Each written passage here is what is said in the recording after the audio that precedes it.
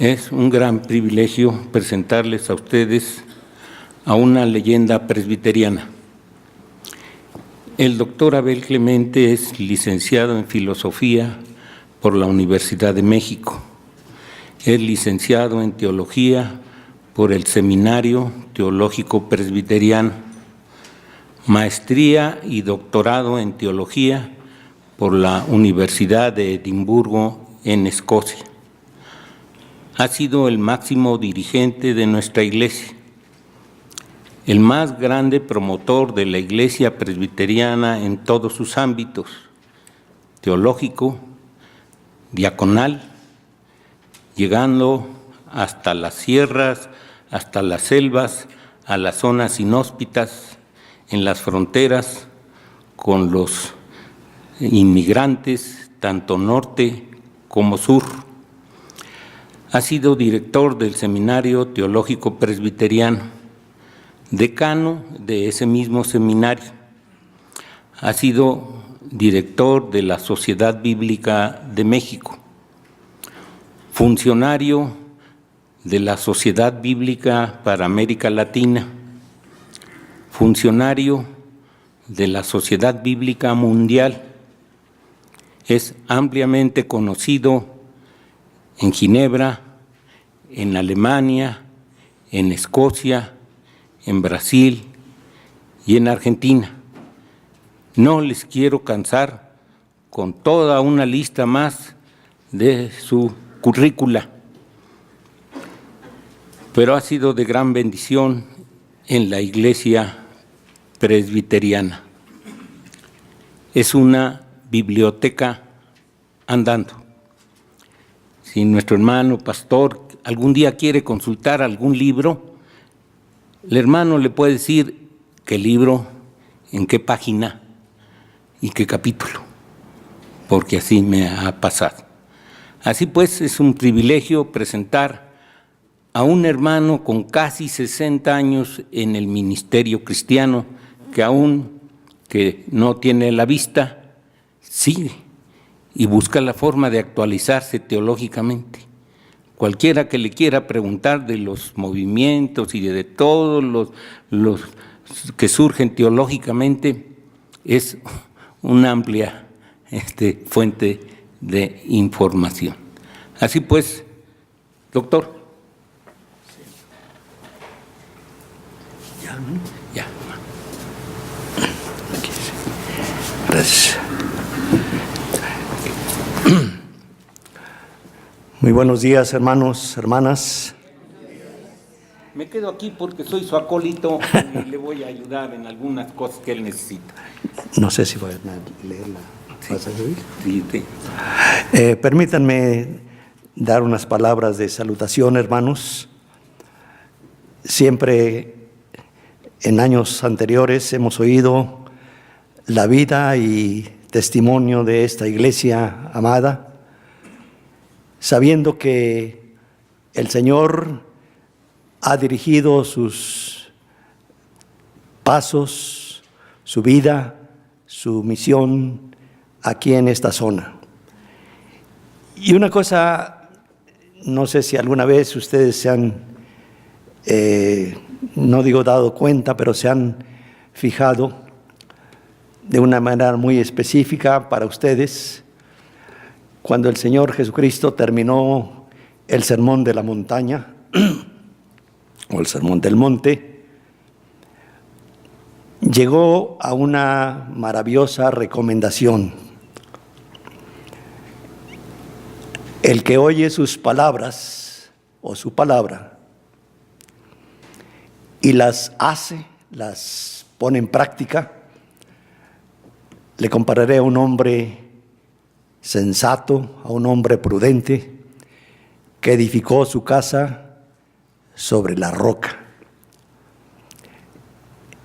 Y este templo, amados hermanos, está edificado precisamente sobre la roca, literalmente, secundariamente, digamos, porque ustedes que son templo de Dios, según el apóstol San Pablo, están edificados sobre la roca que es el Señor Jesucristo. Reciban un saludo muy cariñoso. Y agradezco a la iglesia que me ha invitado a través de mi muy amado, recordado siempre, hermano Miguel Ortega, como cariñosamente siempre le decimos, Miguelito, para estar en esta hermosa mañana con ustedes. Muchas gracias por esta amable invitación y qué bueno que en este día, cuando en muchas partes del mundo, no en todas por supuesto, hay alegría, hay gratitud, hay conmemoraciones por todas partes por el acontecimiento que yo le he llamado el gran portento de Dios a través de su manifestación gloriosa en el niño de Belén. Vamos a meditar en esta mañana en algo que sin duda es para cada uno de ustedes muy conocido. Y vamos a escuchar lo que la palabra de Dios nos dice en San Mateo capítulo 2 precisamente, referente a este suceso extraordinario que lo llamamos el nacimiento del Mesías, el nacimiento del niño Jesús. Escuchemos la palabra en este momento. Mateo 2, 1 al 12. Sí.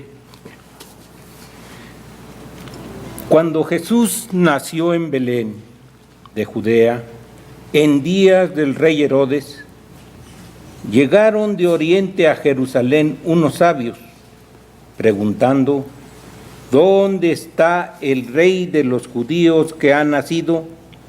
Pues su estrella hemos visto en el oriente y venimos a adorarlo. Y al oír esto, el rey Herodes se turbó y toda Jerusalén con él. Y habiendo convocado a todos los principales sacerdotes y escribas del pueblo, les preguntó dónde había de nacer el Cristo. Ellos respondieron: en Belén de Judea, porque así fue escrito por el profeta: y tú, Belén, de la tierra de Judá, no eres la más pequeña entre los príncipes de Judá, porque de ti saldrá un guiador que apacentará a mi pueblo Israel. Entonces Herodes llamó en secreto a los sabios y se cercioró del tiempo exacto en que había aparecido la estrella. Y enviándolos a Belén dijo: id allá y averiguad con diligencia acerca del niño, y cuando lo halléis, hacédmelo saber, para que yo también vaya adorando. Ellos, habiendo oído al rey, se fueron, y la estrella que había visto en el oriente iba delante de ellos, hasta que llegado, se detuvo sobre donde estaba el niño. Y al ver la estrella se regocijaron con muy grande gozo. Al entrar en la casa, vieron al niño con María, su madre, y postrándose, lo adoraron. Luego, abriendo sus tesoros, le ofrecieron oro, incienso y mirra. Pero siendo avisados por revelación en sus sueños que no volvieran a Herodes, regresaron a su tierra por otro camino. Palabra de Dios. Gracias de Dios. Gracias, hermano. Este día, particularmente el día 6, que es el día de mañana, se le ha llamado precisamente el día de la Epifanía. En el calendario litúrgico, principalmente enfoca la atención a la visita de los magos de Oriente. Sin embargo, consideramos que la misma palabra, que es una palabra del idioma griego, creo que muchos de ustedes saben su significado. Y para mí es todo un reto, una concentración de lo que el apóstol Pablo llama en algunas de sus epístolas, particularmente Efesios, el gran misterio escondido. Es decir, el hecho mismo de que estos varones, el pasaje no dice cuántos, ni de dónde vinieron, ni en qué forma llegaron, primeramente a Jerusalén y luego a Belén de Judea. Sin embargo,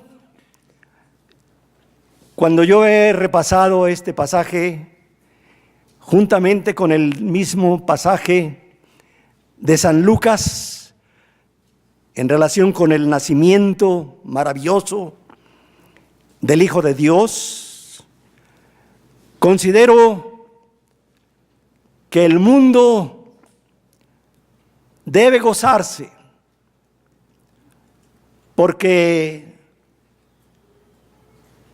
en tal acontecimiento,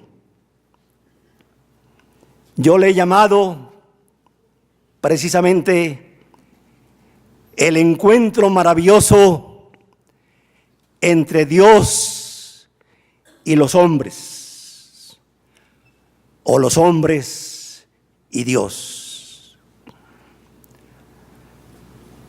Se ha celebrado de muchas maneras este gran acontecimiento que ha dividido los tiempos anteriores a este suceso, como el parteaguas para la nueva sucesión de años después de este nacimiento. Quisiéramos cantar con los ángeles, con los pastores, indudablemente, que estuvieron o participaron como testigos comprobatorios que Dios no miente, que Dios habla al mundo de todos los tiempos de una manera maravillosa a través de la palabra encarnada.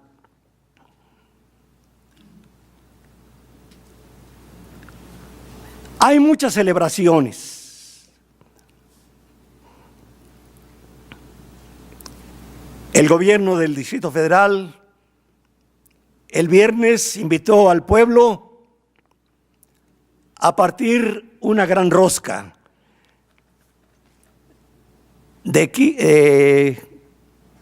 muy grande,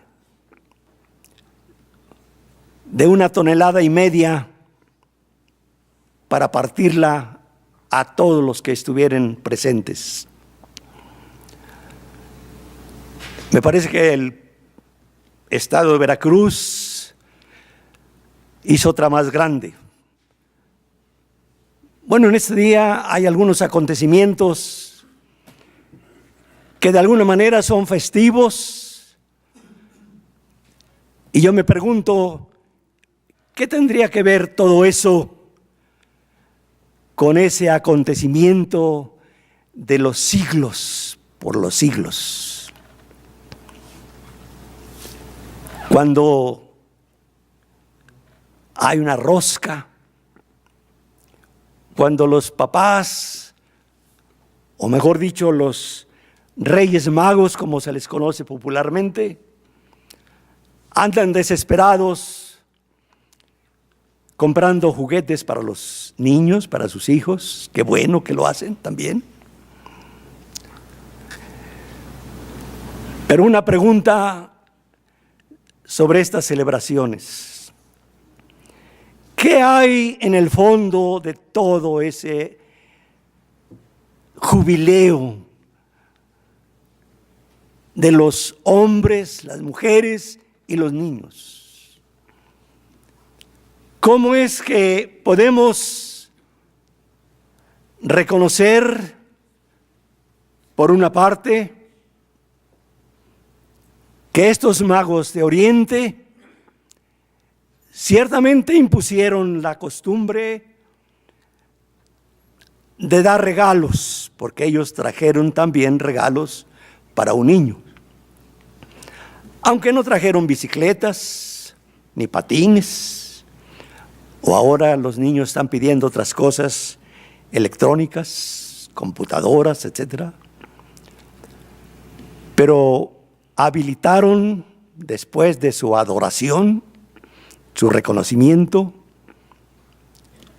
entregaron no solamente su adoración y su corazón, sus vidas, sino también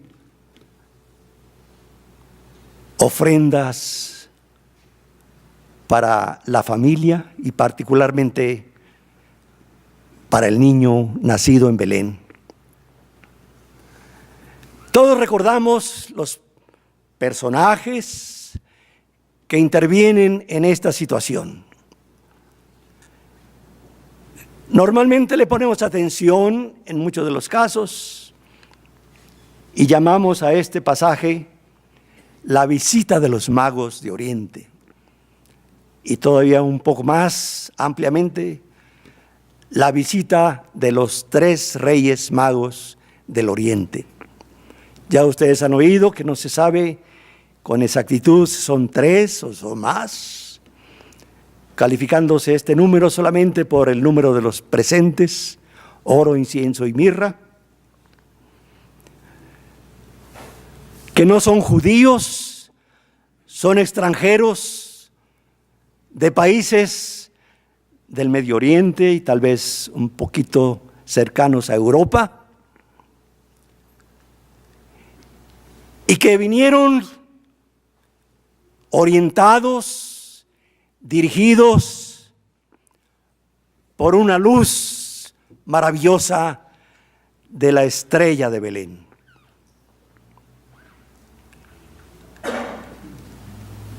Para no perderse, para encontrar el lugar con toda seguridad y para tener un encuentro con Dios. Un relato histórico habla de que un gran sabio, pues casi podríamos decir no del Oriente, pero de Europa, en este caso de Grecia, que se pasaba las noches y los días buscando en sus experimentos una fórmula que le diera sentido a su vida y la gran satisfacción de encontrar, después de mucho tiempo, años tal vez, el gran hallazgo, el gran descubrimiento. Y cuando lo encuentra, grita, yo diría por toda la casa o el laboratorio donde trabajaba, una palabra que se ha hecho popular: Eureka, que quiere decir, lo he encontrado.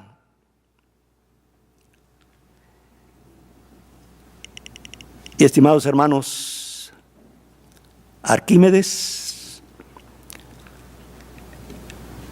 y otros muchos hombres y mujeres, particularmente los magos de Oriente, los pastores, aquel viejecito que estaba en el templo, Simeón, según San Lucas lo relata, capítulo 2, tiene que pronunciar lo que en la Biblia latina se titula el Nunc Dimittis. Ahora, Señor, despide a tu siervo. Y aquella otra mujer que también estaba en el templo, Ana la profetisa, al ver al niño que fue presentado en el templo, lo toma en sus brazos y no solamente lo siente como la bendición de Dios para él y para ella, después de sus 84 años de viudez, sino que el evangelista San Lucas dice, y salió a hablar a las gentes. Yo diría como Arquímedes tal vez, lo he hallado, lo tengo en mis brazos, Dios está aquí presente conmigo. Ahora sí, Señor, me puedo ir a gozar contigo. Un hallazgo extraordinario.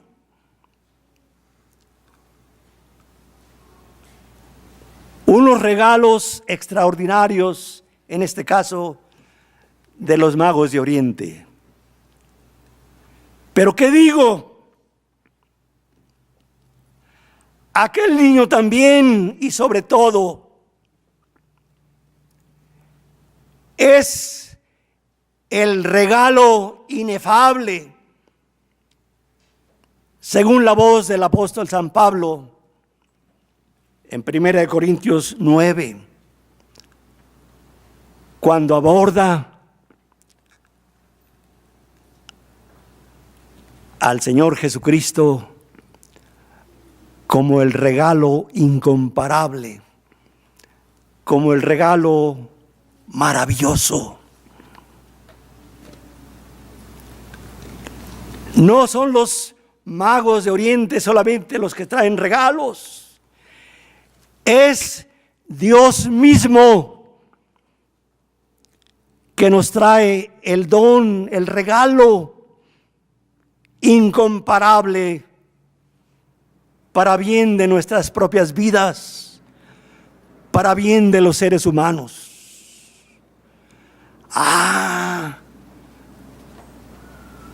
Porque aquel apóstol llamado, en Europa se le llama San Juan el Divino, cuando resume en su propia comprensión de lo que Dios hace por los seres humanos, cuando resume que Dios mismo, desde aquellos días pasados en que se perdió el paraíso, San Juan resume todo el propósito de Dios en San Juan 3:16, que si me ayudan a repetirlo, recordaremos cuál es el regalo maravilloso de Dios, por una parte, y por otra, ¿quién es el que visita a quién o a quiénes? Los magos de Oriente salieron de sus países en lo que podría llamarse el cercano Oriente y tal vez un poco de Europa, el mundo de aquel tiempo conocido. Pero dice San Juan 3:16, ¿cómo, hermanos? Porque de tal manera amó Dios al mundo que ha dado su Hijo unigénito. ¿Para qué?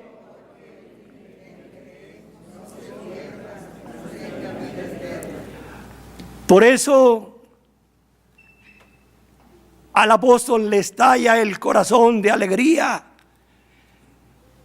y mirando quizás al cielo puede decir: gracias a Dios por su regalo inefable. ¿Quién regala a quién o a quiénes? Por una parte, los magos caminan algunos kilómetros, a lo mejor unos 1500, 2000, 3000. ¿Cuánta distancia recorrió Dios para decirles: hay que ver lo que Dios ha hecho, no en un potentado, no en un guerrero indómito, vencedor, orgulloso, sino en un pequeño niño? Como dicen los dos evangelistas, en un pesebre, en un establo, con un olor muy desagradable. Normalmente los padres de un niño, cuando ese niño va a nacer, pues buscan el mejor hospital o un hospital que garantice que el niño va a nacer bien. La mamá o los papás destinan un guardarropa especial para comprar pañales, ropita para el niño recién nacido. Pero el evangelista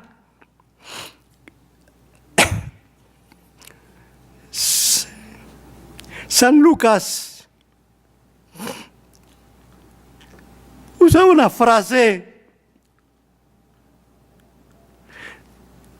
Dios no tuvo un lugar en el mesón y tuvo que tocar las puertas, quizás malolientes por la basura o el estiércol de los animales, porque no había lugar para ellos, los padres y el niño, en un mesón. Y Lucas dice a los pastores, o que los ángeles le dijeron a los pastores: lo van a encontrar envuelto en pañales. ¿Quién sabe de dónde lo sacaría? A lo mejor llevó su bolsita de pañales, María. Lo envolvió en pañales y lo acostó en un pesebre.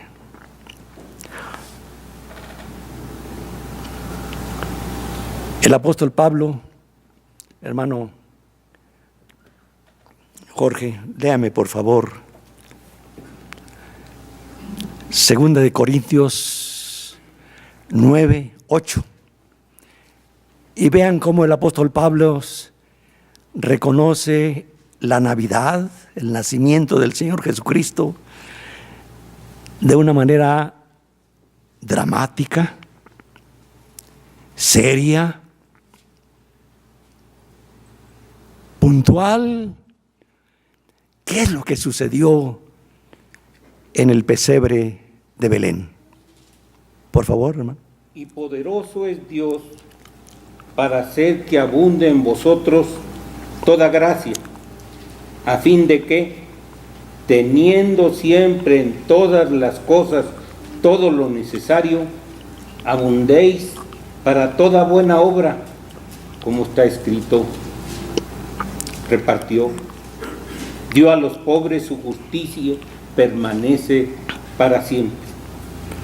Y el que da semilla al que siembra y pan al que come, proveerá y multiplicará vuestra sementera y aumentará los frutos de vuestra justicia, para que seáis ricos en todo, para toda generosidad, la cual produce por medio de nosotros acción de gracias a Dios, porque la entrega de este servicio no solamente suple lo que a los santos falta, sino que también abunda en muchas acciones de gracias a Dios. Ellos, por la experiencia de este servicio, glorifican a Dios por la obediencia que profesáis al Evangelio de Cristo y por la generosidad de vuestra contribución para ellos y para todos. De igual modo, en su oración a favor de vosotros, os aman a causa de la superabundante gracia de Dios en vosotros. Gracias a Dios por su don inefable. Muy bien. El otro pasaje que el apóstol Pablo interpreta también en Corintios es: hermanos corintios, ya conocen la gracia de nuestro Señor Jesucristo, que por amor a vosotros se hizo pobre, siendo rico, para que vosotros, por su pobreza, seáis enriquecidos. Sí, la Navidad es para alegría, es para celebrar el encuentro entre el Dios eterno, vivo y verdadero, con los seres humanos caídos, como dice Pablo en Romanos 6, miserables. Pero ahí está Dios presente entre los seres humanos. Y los magos del Oriente dejan sus países, emprenden el camino, y allá arriba en los cielos está la brújula, una señal, una luz. Estos hombres, por lo que se sabe o se deduce, eran hombres gobernantes, tal vez, se consideran como reyes, según las tradiciones. Se consideran hombres bien vestidos, hombres que tienen, desde el punto de vista humano, podríamos decir, no les falta nada. Pero allá tienen un llamado de Dios, una luz en su camino. ¿Querrá decir esto que lo que tienen no les satisface? El hombre, el ser humano, a pesar de tener tantas cosas materiales, en lo profundo de su ser hay un gran, podríamos decir, grito de que les falta algo. Como decía el Señor Jesús después, aquel hombre rico que llena sus alforjas, sus graneros, y ya no sabe qué hacer con sus graneros y sus bodegas, podríamos decir. Pero le faltaba una cosa que había descuidado: la relación de su persona con el poder infinito del amor de Dios. Esos caminantes los magos de Oriente, o si queremos adaptarlo a nuestro lenguaje, los 3 reyes magos, se trazaron un propósito, una búsqueda por una gran necesidad, algo que les llene la vida, no solamente los ojos, que les llene de profundidad su propia existencia. Y esto nos habla de que el hombre está en búsqueda del sentido de la vida, de algo que no está catalogado o supervisado por este departamento que hay acá en nuestro país, de proteger a los consumidores para que no abusen de nosotros. Es un propósito profundo, de altura. Van en búsqueda de algo que está sobre sus bienes, oro, propiedades, etcétera. Y al llegar a Jerusalén, hay una palabra clave que descifra de alguna manera el pasaje. ¿Dónde está el rey de los judíos que ha nacido? Porque su estrella hemos visto en el oriente y venimos a adorarlo. Si ustedes analizan estas palabras, cuando menos hay 3 cosas importantes. Primero, el hecho de que están buscando a un rey. Indudablemente, como sabios del oriente, estaban escudriñando día con día algunas de las escrituras de los profetas de Israel, donde, por ejemplo, Isaías pone énfasis en que en los postreros tiempos el niño enviado por el Señor va a ser precisamente perteneciente a David, al rey David. Es decir, está todo un cuerpo de preparaciones en el Antiguo Testamento para saber que el niño que va a nacer, por una parte, es el rey que el Señor va a propiciar que nazca precisamente como tal. El rey de los judíos.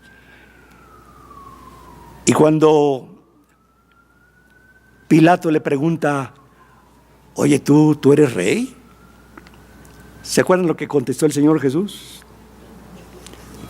Tú lo dices. Y cuando muere en la cruz del Calvario, Pilato pone, este es Jesús, el rey de los judíos. La teología cristiana habla cuando menos de que el niño no se quedó niño, de que Dios no se quedó solamente en los primeros años de su propósito redentor, sino que ese niño creció y en todas las etapas de su vida, ese niño viene a cumplir lo que San Juan 3:16 está diciendo. Dios no juega por un ratito con los seres humanos, sino que es una obra permanente y eterna. Dios está presente, es lo que quiere decir la palabra epifanía. Epifanía quiere decir Dios se ha acercado, está aquí entre los seres humanos. La teología de los 10 años de la Edad Media había llegado a una conclusión. Se habla de Dios, sí, en las Escrituras, pero está ya escondido, lejano, lejos de nosotros, de nuestras necesidades. Qué bueno que la Reforma protestante, tanto Lutero como Calvino, llegan a descubrir también y a declarar que Dios no es un Dios lejano, incomprensible, escondido, o como se decía en latín, un Deus absconditus, un Dios escondido, ajeno a las necesidades, sufrimientos, angustias, desesperaciones de los seres humanos. Dios es un Deus revelatus, un Dios revelado. Y si Dios, por decirlo así, como dice el apóstol Pablo, que siendo rico se hizo pobre para estar participando de un pesebre de la pobreza de los seres humanos, Dios lo podemos oír, está con nosotros, que es el otro nombre que utiliza el apóstol San Mateo precisamente en su epístola, en su evangelio, en el capítulo anterior, cuando dice: se cumplieron las escrituras del Antiguo Testamento. Dios no está lejano, escondido, perdido en el universo. Lo que Dios mismo me ha revelado, dice Isaías, es que Dios está aquí. Dios puede oírte. Dios puede cambiar tu vida. Dios te puede dirigir. Dios te puede sostener. Dios te puede usar como bendición para otros. Porque su nombre es Emmanuel, que quiere decir en el hebreo, ¿qué cosa? Dios con nosotros. Dios con nosotros. Y la teología, de alguna manera, y el calendario litúrgico, le gustó emplear la palabra epifanía para decirnos: miren, aquí está Dios en un niño maravilloso. Por lo tanto, canten, alégrense,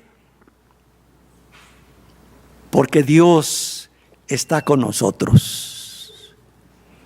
Pero como decíamos hace un momento, amados hermanos, el niño de Belén no se quedó como niño, sino descubrió todos los misterios o el misterio de Dios para decir: he aquí yo estoy con ustedes. ¿Cuánto tiempo? Todos los días hasta el fin del mundo. ¿Y saben qué, amados hermanos? Que Dios nos invita a vivir como le dijo a Nicodemo, el maestro de Israel, en aquella conversación maravillosa, en el sentido de que para entrar a convivir con Dios hay que nacer de nuevo. Porque el que nace de nuevo Y aunque Nicodemo no podía entender qué cosa era eso, no podía entrar al vientre de su madre y nacer otra vez, el Señor le dice: hay que nacer por el poder de Dios, hay que nacer por la acción de Dios a través de su Espíritu, para ser una nueva criatura, un nuevo nacimiento, para que entres no solamente a convivir con Dios como una persona viva y verdadera, sino también para que puedas disfrutar la compañía, el platicar con Dios. Porque a veces no sabemos platicar con Dios, como dice Pablo. No sabemos orar a veces, pero el mismo Espíritu clama por nosotros con gemidos indecibles. Y no solamente nos da la familiaridad para hablar con un Dios vivo y verdadero, como es el Señor Jesucristo, que es Hijo del Padre, y el Espíritu Santo, que es la tercera persona de la Trinidad. Por lo tanto, tenemos, como dice un himno, un Dios muy, muy grande. Y está presente. Y nos grita y nos dice con amor eterno te he amado. Por tanto te soporté con misericordia. Clama a mí y yo te responderé y te enseñaré cosas grandes y dificultosas que tú no conoces. El que me ha visto a mí, ha visto al Padre. Para terminar, dos cosas solamente. Si Dios está presente entre nosotros y que de alguna manera, si creemos en Dios Padre, Dios Hijo y Dios Espíritu Santo, la primera cosa que tenemos que reconocer es que no estamos solos. Emmanuel está con nosotros. En segundo lugar, Dios en Cristo está al lado de nosotros y tiene la disposición para oír nuestras voces de alegría o de sufrimiento. Y por otra parte, tiene la capacidad, porque como el Hijo de Dios, tiene los poderes maravillosos de lo que se llama precisamente las cualidades de Dios, los atributos de Dios. Porque si Dios, como dice San Juan, es amor y por amor mandó a su Hijo, el Señor entonces, a pesar de que estuvo presente entre nosotros en la carne y que trató de hablarles a los seres humanos para que vinieran a Él, para que cambiaran sus vidas. A veces nosotros como seres humanos, quizás por nuestra incredulidad, quizás por algunas otras atenciones, pues decimos, bueno, pues hemos oído de Dios. En la Biblia se habla de Dios muchas veces. La teología cristiana habla de que hay un Dios único y verdadero con tales y tales atributos. Que Cristo vino a la tierra, vivió 30 y tantos años, 33 quizás. Luego ascendió, como dice el credo, aunque fue muerto y crucificado. Los judíos que por siglos y siglos estuvieron escuchando la promesa mesiánica, lo crucificaron. En esta situación, amados hermanos, Dada la personalidad de Dios entre los discípulos, entre nosotros, muchas veces queremos saber cómo es Dios para nosotros. ¿Se acuerdan de aquel muchacho medio joven que se llamaba Felipe, que le jala la túnica al Señor Jesucristo y le dice: oye, Señor, pues muéstranos a Dios, al Padre, y con eso quedamos satisfechos? La Epifanía habla que de Dios se ha mostrado a nosotros, está aquí con nosotros. El Señor tiene que responderle casi en un tono de, pues si no de reprensión, pero cuando menos de ilustración o de orientación. Felipe, tantos años hace que estoy con vosotros, ¿y qué cosa?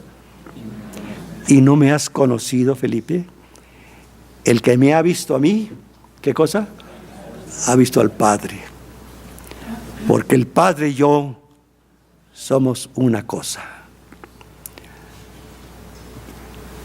Las iglesias antiguas se preocuparon por 2 o 3 cosas importantes.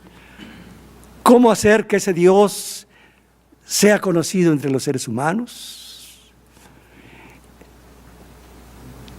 Que demuestre esa creencia que no es una ilusión,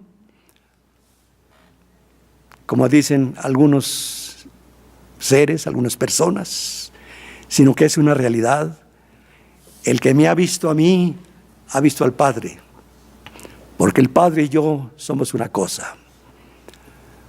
Pero para terminar, como decíamos, la persona humana de Jesús, dice el credo, después de que fue muerto y crucificado, ¿qué cosa?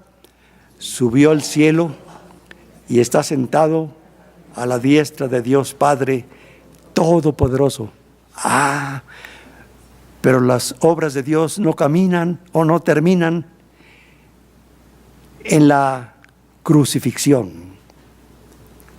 Vino el portento de la resurrección y luego la ascensión. Y dice el credo: y está sentado a la diestra de Dios Padre Todopoderoso, y desde allí vendrá otra vez. Si la palabra Epifanía quiere decir que Dios está presente, y hay otra palabra también paralela a esta palabra que se usó mucho en el Antiguo Testamento, que es la palabra teofanía, que quiere decir Dios se aparece, se manifiesta. Por ejemplo, a Moisés, ¿se acuerdan ustedes? Capítulo 3 del Éxodo. Y le dice, ante la inquietud de Moisés, pues ¿cómo te llamas? ¿Quién eres tú? Y se acuerdan la respuesta: yo soy el que soy, yo soy el que soy. Es decir, Yahvé o Jehová. Sí, si creemos que Dios es real, que Dios ama al mundo, que Dios vino a nuestro encuentro, que Dios se manifestó en persona, real, como dice uno de los credos, como verdadero Dios y verdadero hombre. Recordemos que la última palabra del Señor Jesucristo es lo que ustedes han repetido, y es: yo estoy con ustedes todos los días hasta el fin del mundo. ¿Y se acuerdan por qué repitió esas palabras? Porque a veces nos entra miedo,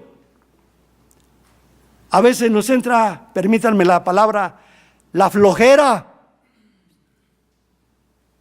de cumplir lo que se llama la gran comisión.